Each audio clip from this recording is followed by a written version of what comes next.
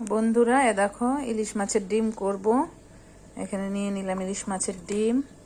এখানে আছে দেখো পোস্ত বাটা, কাঁচা লঙ্কা, কাঁচা পাকা লঙ্কা বাটা, এখানে আছে হলুদ গুঁড়ো, দিয়ে দিব একটু লবণ গুঁড়ো, লবণ দিয়ে দিলাম। এই মাছের ডিমটার মধ্যে আমি ধুয়ে একটু লবণ, একটু হলুদ আর একটু কাঁচা তেল মেখে নিয়েছি। এখন এই যে মাছের ডিমটা পোস্ত করব।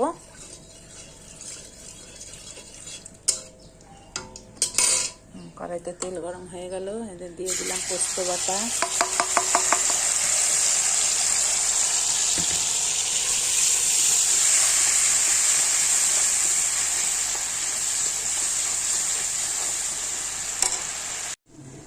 যে বন্ধুরা পোস্তটা দিয়ে একটু লাড়াচাড়া করে অল্প জল দিয়ে দিলাম।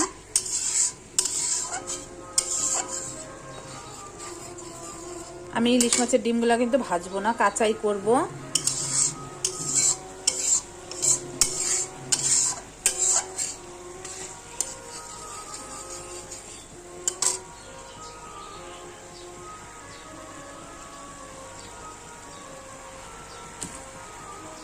চলো মাছের ডিম দিয়ে দিই।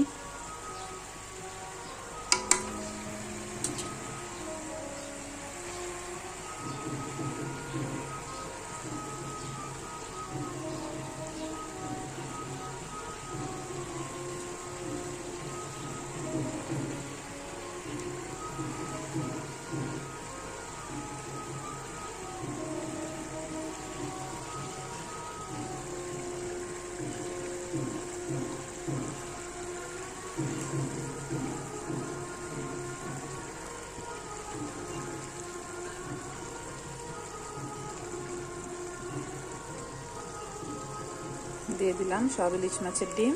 এখন একটু হবে, ঢেকে দিব একটু। দেখো বন্ধুরা, ইলিশ মাছের ডিম প্রায় হয়ে গেল, আমি নামিয়ে নেব।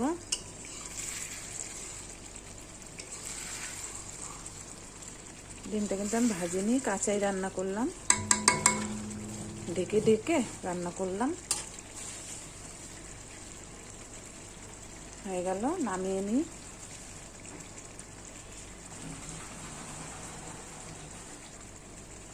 পোস্ত বাটা দিয়ে ইলিশ মাছের ডিম